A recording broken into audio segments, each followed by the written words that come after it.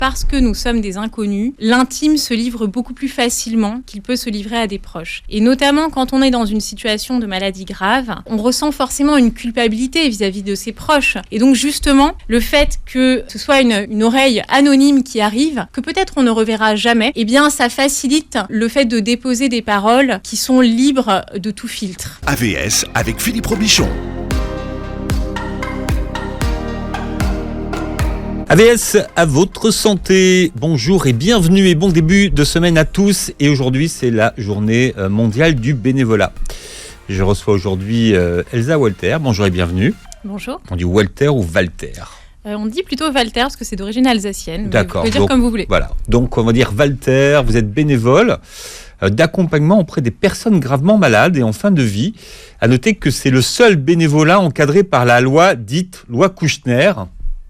Tout à fait. Parce que voilà. Et qu'est-ce que dit l'article de loi vous concernant sur l'encadrement? Alors, je pourrais pas vous le réciter par cœur, mais en fait, si vous voulez, la logique de cet encadrement par la loi, c'est de se dire que déjà, nous sommes, en tant que bénévoles d'accompagnement, nous sommes des acteurs des soins palliatifs, donc intégrés à tout le dispositif de soins palliatifs, et que ce bénévolat, il faut qu'il soit encadré par un certain nombre de règles, notamment de formation et de suivi des bénévoles, parce que c'est pas rien en fait de se rendre au chevet de personnes gravement malades. Ce sont des personnes vulnérables, donc ça demande un certain encadrement. Donc vous dites que vous êtes des acteurs du soin palliatif, mais est-ce que vous êtes et vous faites partie des acteurs du soin en général?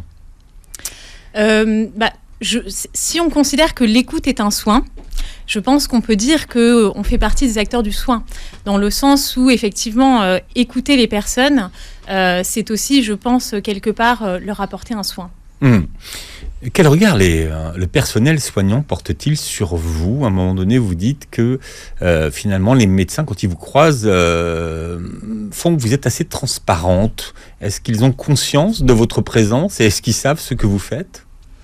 Oui, effectivement, il est vrai qu'il y a une différence entre la manière dont les médecins nous regardent, c'est-à-dire effectivement pour eux, en tout cas en ce qui concerne le service dans lequel je suis, ils ne nous voient pas beaucoup. En revanche, je suis en contact rapproché avec les infirmiers, les aides-soignants, qui nous font ce qu'on appelle des signalements des personnes malades, qui sont soit particulièrement seules ou soit dans des états d'anxiété ou de dépression qui font qu'ils vont avoir particulièrement besoin d'une écoute. Voilà. Mais il est vrai que les médecins, en tout cas dans ce service d'oncologie, sont plutôt ceux qui sont vraiment sur le médical. Et le médical, il n'est pas forcément toujours, ou en tout cas peut-être qu'il mériterait à être aussi plus tourné vers l'humain. Vous êtes bénévole d'accompagnement, mais je ne l'ai pas précisé, dans un service d'oncologie. En région parisienne. Hein. Oui, tout à fait. Et en fait, c'est vrai que je pense que c'est important de préciser que c'est un service d'oncologie, donc cancer digestif, par rapport à ce qu'on imagine des soins palliatifs. C'est-à-dire que quand on dit on accompagne les personnes en fin de vie, on pense tout de suite aux soins palliatifs. Qui sont tous en soins palliatifs. Et en fait, là, c'est un service de soins curatifs. Et dans un service de soins curatifs, l'objectif, c'est toujours de guérir les patients. Et ça fait vraiment une grande différence dans la manière d'aborder les questions liées à la fin de vie, dans ce lieu-là où c'est un service de soins curatifs. Et donc, on est tourné vers l'objectif de guérir. Et donc, le tabou qu'il y a dans toute la société autour de la fin de vie, il est également présent dans les services de soins curatifs, là où, dans le palliatif, il y a la culture palliative qui est beaucoup plus développée et qui donc permet de certainement mieux verbaliser ce temps de la fin de vie que dans les services curatifs. Vous publiez À vous, je peux le dire, chez Flammarion, un titre emprunté à celle que vous appelez dans votre livre Jeanne. Et elle dit « À vous, je peux le dire, car vous êtes une inconnue ». Qu'est-ce qu'on peut dire à des inconnus qu'on ne pourrait pas dire à des proches ? Mais c'est assez paradoxal en fait, parce que justement, je crois que parce que nous sommes des inconnus, l'intime se livre beaucoup plus facilement qu'il peut se livrer à des proches. Et notamment quand on est dans une situation de maladie grave, on ressent forcément une culpabilité vis-à-vis de ses proches, à être malade, à les faire souffrir par cette maladie, à peut-être, s'il y a la mort qui arrive, devoir se séparer. Et donc tout ça fait que les familles aussi motivent la personne pour guérir à tout prix. Et souvent, on voit que dans cet objectif-là, elle demande de continuer les soins, alors que bon, peut-être qu'il serait temps d'arrêter. Donc, ce que je veux dire par là, c'est que la communication n'est pas simple quand on est dans ce temps de fin de vie et quand il y a beaucoup d'émotionnel parce qu'on s'aime et parce qu'on est des proches. Et donc, justement, le fait que ce soit une oreille anonyme qui arrive, que peut-être on ne reverra jamais, eh bien, ça facilite le fait de déposer des paroles qui sont libres de tout filtre. À noter que vous écoutez les personnes qui sont malades, mais aussi les familles. Hein. Vous êtes une oreille pour les deux. Oui, alors la vocation première de ce bénévolat, c'est quand même d'écouter les personnes malades, mais évidemment, il arrive qu'on écoute les familles parce qu'on les croise dans les couloirs, parce qu'elles nous interpellent, ou même d'aller à leur rencontre. Et je pense que c'est une démarche qui est vraiment complémentaire, justement, pour permettre de faciliter la communication entre eux. En quoi cette phrase, à vous, je peux le dire, résume-t-elle la raison de votre présence auprès de personnes qui vont peut-être mourir, qui sont en fin de vie ? Je pense que c'est ce que vous avez dit, c'est-à-dire que il y a des choses qu'on ne peut dire que à des personnes qui sont anonymes, dont on n'est pas proche, parce que on va pouvoir confier justement des choses qui seraient trop difficiles à entendre par ses proches. Et donc voilà, donc nous, on est quelque part dépositaire d'une parole la plus pure et aussi, je pense, qui libère. En quoi votre oreille, selon vous, est différente ? Si vous avez une oreille différente ?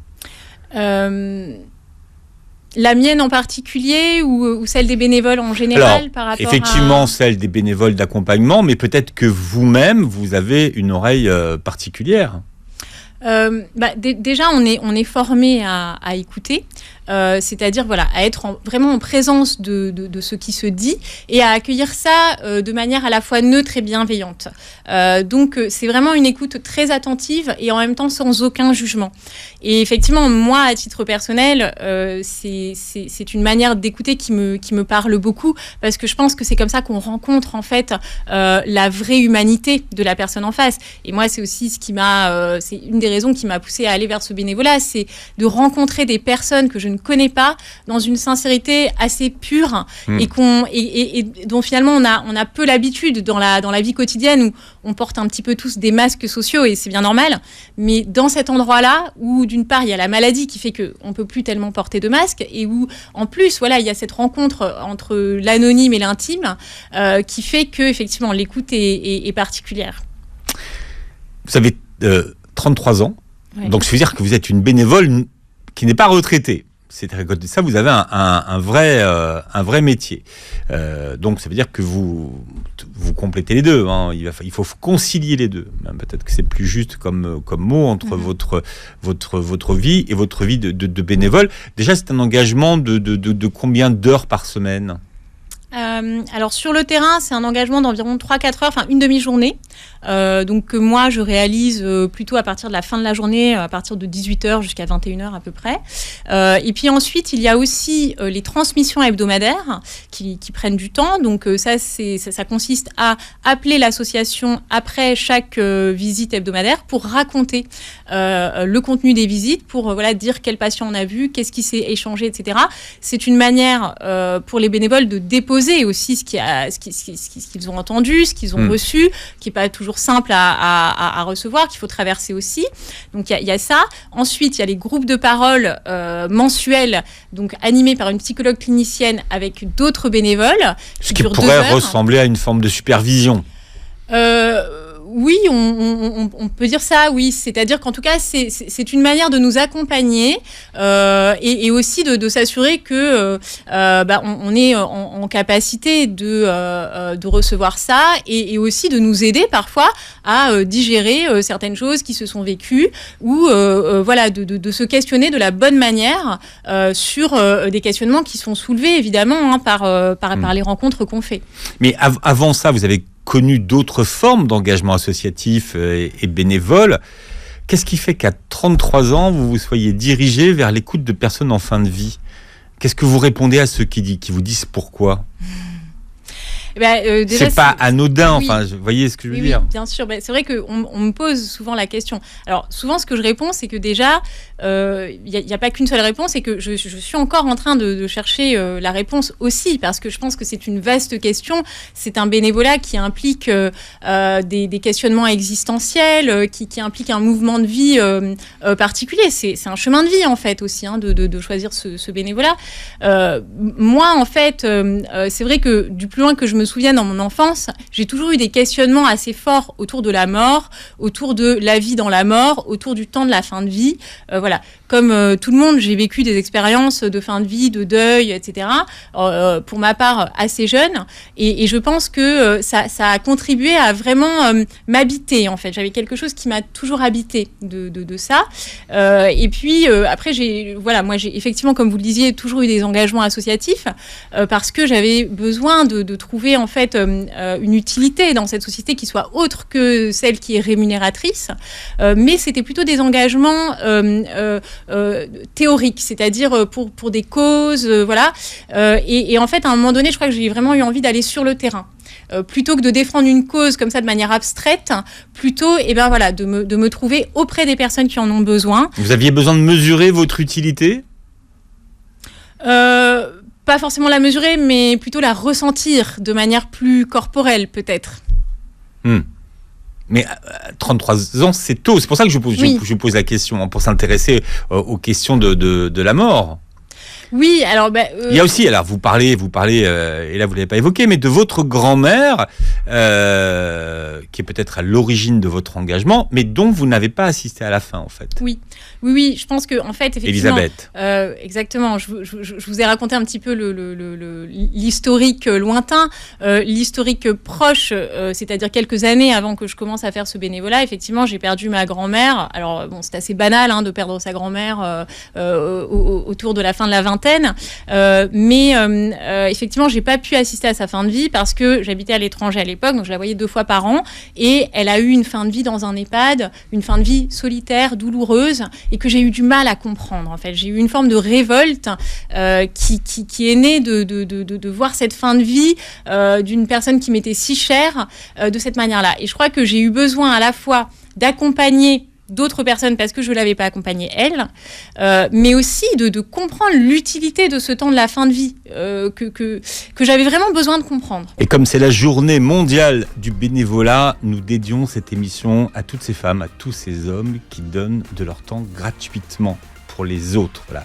Qui que vous soyez, bénévole, qu'on vous voit sur le terrain, on vous récompense peut-être pas toujours à la hauteur de ce que vous faites, mais être bénévole, c'est aussi recevoir beaucoup de choses. Mon invitée aujourd'hui s'appelle Elsa Walter. Elle a décidé de consacrer son temps à écouter des personnes en fin de vie dans un service d'oncologie dans un hôpital à Paris. Et vous publiez ce témoignage presque à la demande d'un patient qui aurait aimé lui aussi écrire ce livre, dans un livre très poignant qui remue, je peux vous dire, qui s'appelle « À vous, je peux le dire » aux éditions Flammarion. Et vous dites, je ne soigne pas et je n'écoute pas des malades, mais j'écoute des personnes. Et pour vous, ça c'est central. Oui, complètement. Complètement, parce que je pense qu'à l'hôpital, malheureusement, souvent la personne s'efface derrière la maladie. Et souvent, d'autant plus dans le cas de maladies graves, toute la prise en charge qui s'est développée et qui est maintenant à la pointe fait que souvent la personne, elle s'efface. Et aussi dans la manière dont on s'adresse aux malades. Et souvent, c'est ce qu'ils me disent. Il y a une patiente dont je raconte le témoignage dans le livre qui me dit « J'ai dit au médecin qu'il ne fallait pas qu'il oublie que derrière la maladie, je suis une personne. Et donc cet effacement de l'identité, elle est très douloureuse, d'autant plus que ce sont des personnes qui déjà sont coupées du monde, en fait, dans ces hôpitaux où ils ne sont en contact qu'avec le corps médical et leur famille. Donc effectivement, je pense que l'un des rôles de ce bénévolat, c'est aussi de porter quelque part la société civile au chevet de ces personnes malades pour leur dire, voilà, vous êtes toujours, bien sûr, des personnes et vous m'intéressez et j'ai envie de vous découvrir et donc je vous propose qu'on discute. Il y a parfois des formes d'infantilisation des malades, voilà. Et c'est vrai qu'on oublie, c'est comme les personnes âgées qu'on se met à appeler mamie ou papy. Tout ça parce qu'ils sont vieux, finalement. Vous parlez-vous de resocialisation, d'une forme de resocialisation des personnes qui sont malades ? Oui. Je pense que c'est important pour bien vivre ce temps-là de la maladie. C'est-à-dire que, bien sûr, dans le temps de la maladie, il faut se soigner.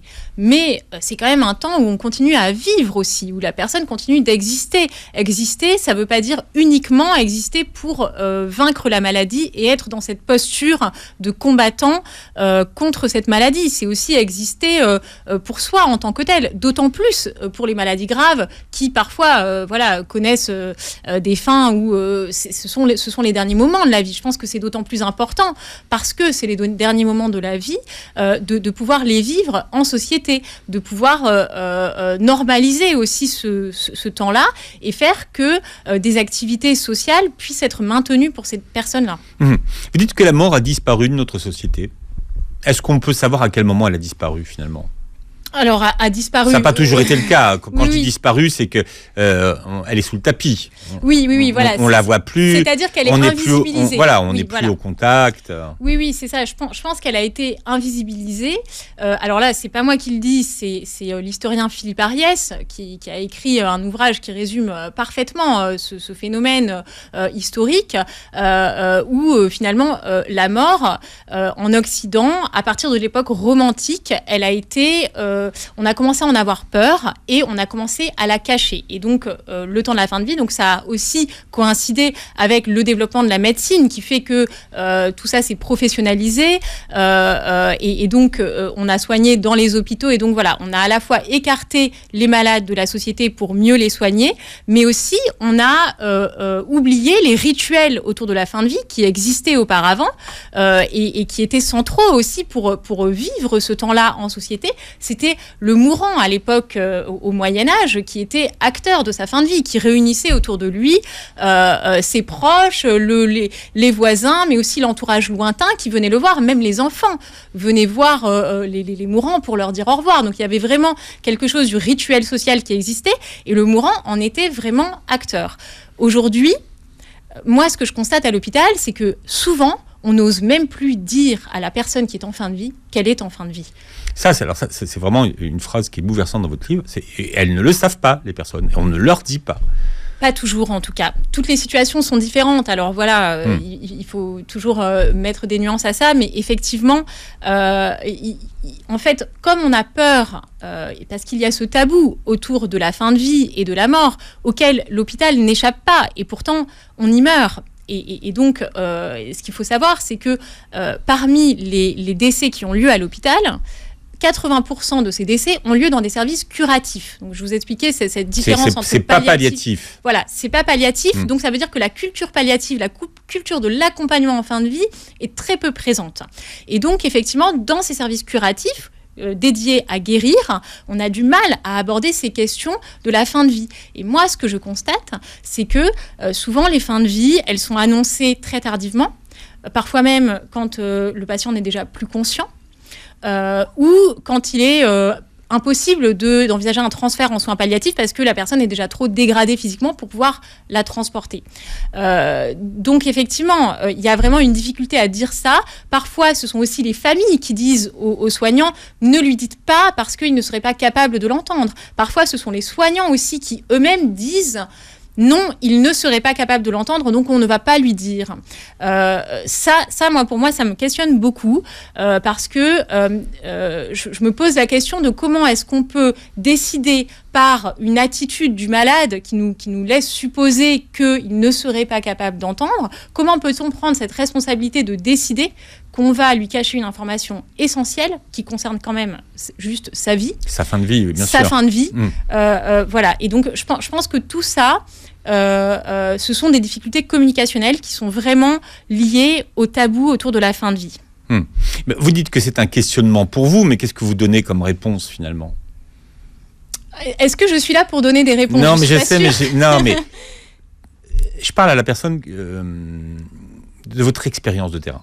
Oui. Je ne sais pas combien de personnes vous avez accompagnées ou à combien de personnes vous avez parlé depuis toutes ces années. Ça fait combien ? Ça fait des centaines ? Oui. Des centaines de personnes. Donc oui. Vous avez forcément une expérience de terrain et vous avez parlé à des gens dont beaucoup sont partis aujourd'hui. Beaucoup sont morts. Oui. Donc finalement, pourquoi, et pour tous ceux qui nous écoutent, pourquoi est-ce que c'est important de verbaliser cette fin de vie selon vous ?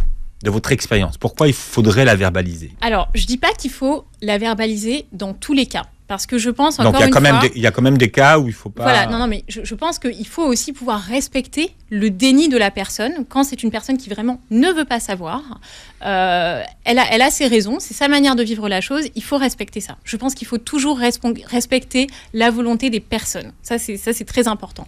En revanche, ce que moi, je constate, c'est que les fins de vie qui sont les plus douloureuses, qui sont les plus déchirées, c'est les fins de vie, effectivement, où il y a ce déni.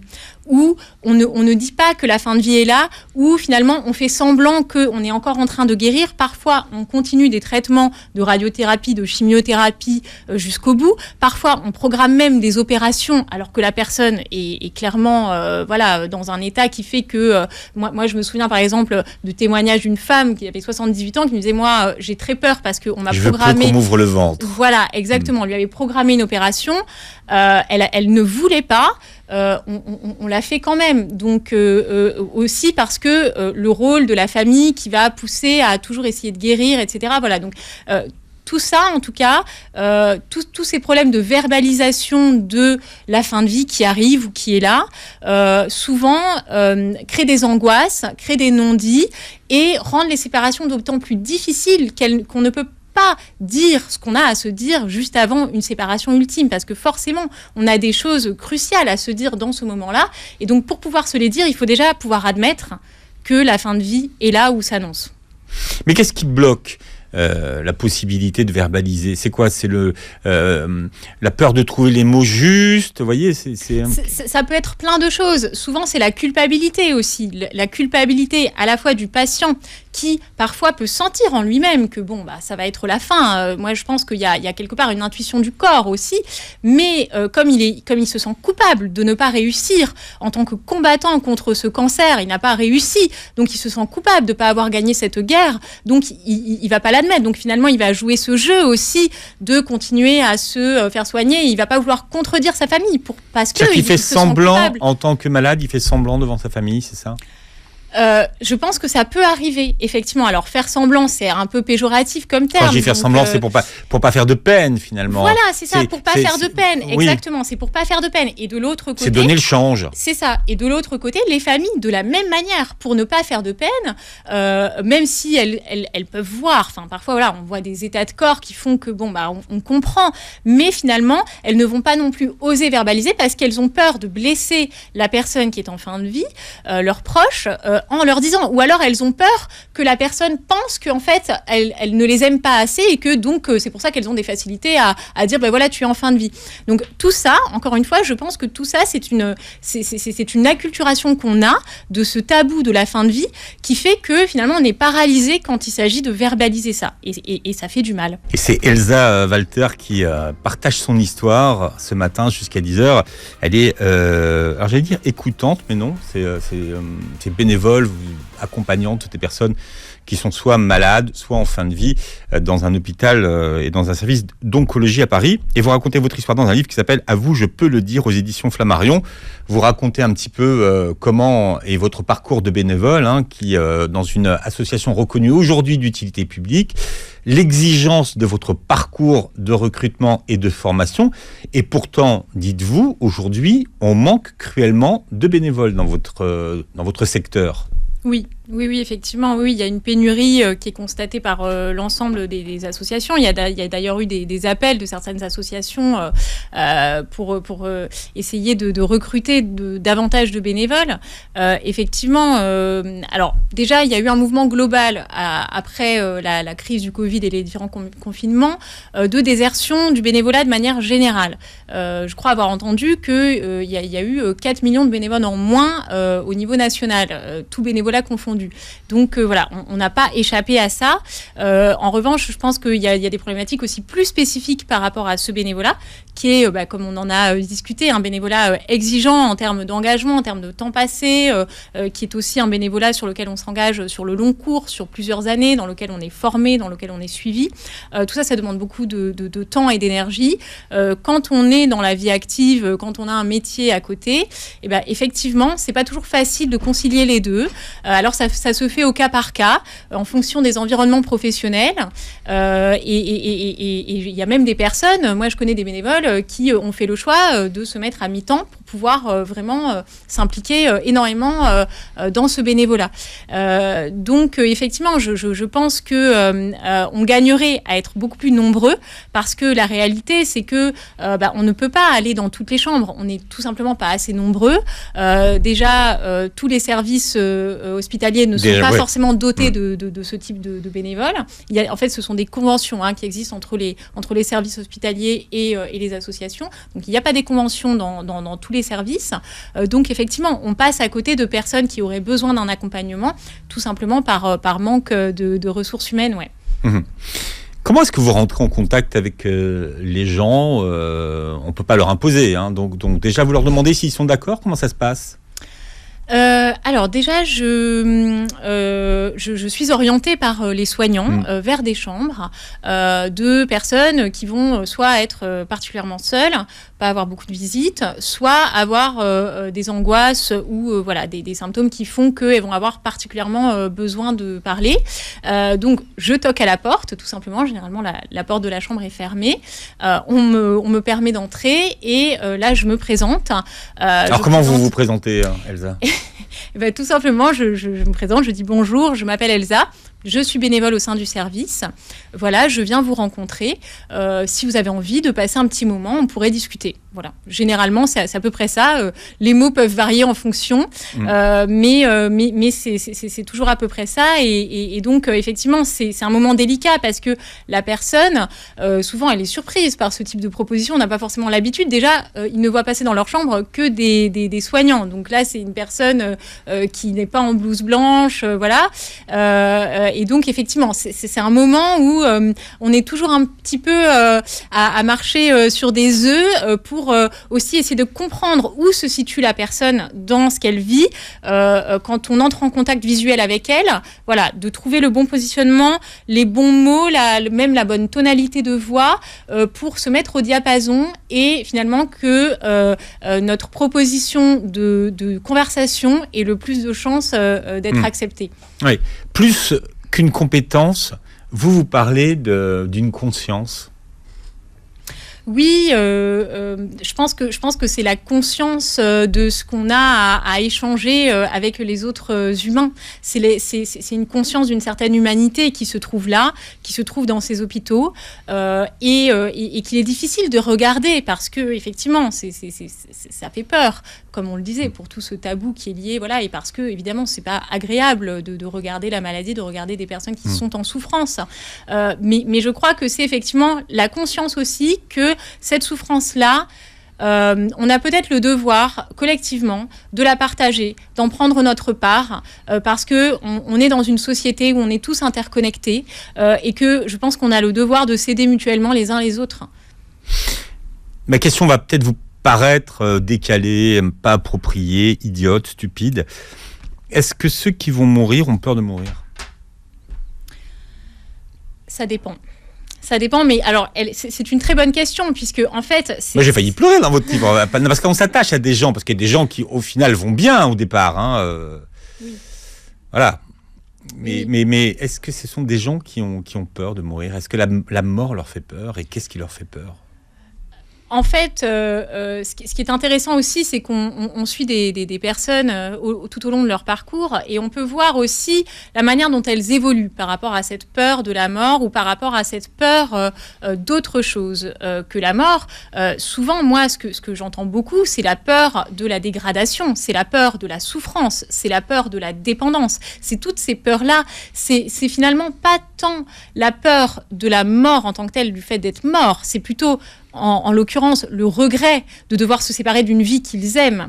Mais c'est plutôt la peur, effectivement, de la souffrance, de la perte d'autonomie. Ça, ce sont vraiment des peurs très fortes et évidemment qu'on comprend bien. Qu'est-ce que vous avez appris de nouveau au contact des personnes malades et en fin de vie que vous ne saviez pas avant de les écouter? En fait, je crois que j'ai surtout expérimenté de plus près ce qu'est la fin de vie et que en expérimentant ça, j'ai compris que vu de près, ça fait beaucoup moins peur que l'imaginaire qu'on en a. C'est-à-dire que moi, je suis comme tout le monde, avant d'aller à l'hôpital, j'avais un imaginaire autour de ça. Je pense qu'on a tous un imaginaire autour de la mort, autour de la fin de vie, et c'est des imaginaires qui souvent sont très angoissants parce que justement, on ne connaît pas. Et je crois que j'avais peur besoin de ce qu'on ne connaît pas, ça c'est exactement. Vrai. Et je crois que justement j'avais besoin d'aller me confronter à la réalité de ce que c'est que ce temps de la maladie grave et de la fin de vie pour voir par rapport à l'imaginaire que j'en avais, qu'est-ce qu'il en est concrètement. Et effectivement, moi ce que j'ai appris, c'est que il ne faut pas. Enfin, je pense qu'on gagnerait à en avoir moins peur. Voilà, je pense que ce sont des temps de vie, ce sont des personnes qui gagnent à être connues et que voilà, il faut s'apaiser par rapport à tout ça en se confrontant au réel, qui n'est pas si terrifiant que ça. Mmh. Et qu'est-ce que vous avez compris sur le sens de la vie ? Sur le sens de la vie. Vous vous posez une question à un moment donné, quel est le sens de la vie finalement ? Oui. Alors, moi, ça m'évoque la parole d'un patient qui, justement, au seuil de sa vie, il sait qu'il va mourir. C'est un patient qui n'est pas du tout dans le déni, qui est très conscient de ce qu'il vit, qui s'approche de la mort, etc. Et en fait, il dit toute ma vie, je me suis posé la question du sens de la vie. Et maintenant qu'elle est quasiment sur le point de se terminer, en fait, je réalise qu'il n'y en avait peut-être pas de sens et que c'est pas si grave que ça. Voilà. Donc c'est une des réponses qu'on peut apporter au sens de la vie. C'est finalement, je pense que, et c'est d'ailleurs le dernier témoignage, et je l'ai mis en dernier pour cette raison-là, c'est le témoignage d'un prêtre qui était pour moi absolument bouleversant, qui dit « il faut vivre ». Tout ce qui m'intéresse finalement dans la vie, c'est de vivre. C'est un prêtre qui est assez particulier puisque en fait, il fait peu cas de la vie après la mort. C'est pas une question qui l'intéresse. Il dit « moi, ce que j'aime, c'est la vie ». Donc je pense que... D'ailleurs, la vie après la mort est très peu présente dans votre livre. Oui, effectivement, parce que c'est pas une question qui se pose souvent pour les patients. Alors, ce qui revient en revanche et qui est quand même assez lié, c'est la question du destin, la question de la destinée. Ça, c'est quelque chose que j'écoute beaucoup, notamment chez les personnes croyantes qui finalement s'en remettent au destin et qui se disent voilà, de toute façon, et quelque part ça les libère d'une certaine culpabilité puisque en s'en remettant au destin, ce ne sont plus elles qui sont ces personnes guerrières à aller affronter la maladie. Finalement, les choses sont déjà décidées pour elles et quelque part ça leur apporte aussi une forme d'apaisement. Quelles sont les qualités de quelqu'un qui écoute et qui accompagne quelqu'un en fin de vie ? Qu'est-ce qu'il faut avoir comme qualité pour pour être un beau, pour faire ce forme de bénévolat. Je pense qu'il faut juste avoir déjà l'envie. Parce que je pense que c'est très important d'avoir l'envie de comprendre pourquoi est-ce qu'on va dans cet endroit-là, que ce soit aussi des raisons personnelles qui nous poussent à aller dans cet endroit-là, c'est-à-dire pas uniquement le fait de se dire de manière charitable, je vais aller aider parce que c'est mon devoir, parce que c'est presque ma pénitence, parce que voilà, non. Je pense qu'il faut aussi se trouver des motivations personnelles, parce que, comme vous le disiez très bien, de la même manière qu'on donne cette écoute, nous, on reçoit énormément. Voilà. Mais je pense que la qualité principale, tout simplement, c'est la qualité d'écoute. C'est-à-dire se mettre dans des dispositions de vraiment se dire qu'est-ce qu'on comprend de ce que l'autre dit. Au-delà des mots, au-delà juste des verbes, c'est de comprendre aussi par l'attitude, là où il se trouve, de pouvoir aussi questionner, décoder des langages qui pourraient être en apparence finalement des langages de personnes qui sont dans une conscience de ce qu'ils sont, alors que finalement ils se questionnent. Voilà, donc c'est vraiment l'écoute au sens le plus large, et je pense qu'on en est tous capables. Encore faut-il se mettre dans les bonnes dispositions pour le faire. Comment est-ce que vous rechargez vos batteries, Elsa, quand vous en avez besoin? Alors, ça va vous surprendre, mais en fait, je crois que c'est de me rendre à l'hôpital qui recharge mes batteries. Ça ne m'enlève pas du tout de l'énergie, ça m'en donne, en fait. Je crois que ces rencontres me donnent beaucoup d'énergie parce que ça me donne de la vitalité. Parce que ce qui se passe dans ces chambres-là, en termes d'échanges humains, c'est tellement riche que moi, ça me remplit. Et donc, je ressors avec de l'énergie. Voilà, à lire votre témoignage dans le livre qui vient de sortir. C'est À vous, je peux le dire, aux éditions Flammarion. Elsa Walter, merci d'être venue aujourd'hui dans cette journée particulière où on célèbre les bénévoles qui, comme vous, sont utiles. La société a besoin des bénévoles. Voilà, et puis on vous dit merci ce matin. Merci Elsa. Merci vous réécouterez l'émission en podcast sur beurrefm.net. Vous verrez la vidéo sur la chaîne YouTube. Et très belle journée santé sur Beurre FM.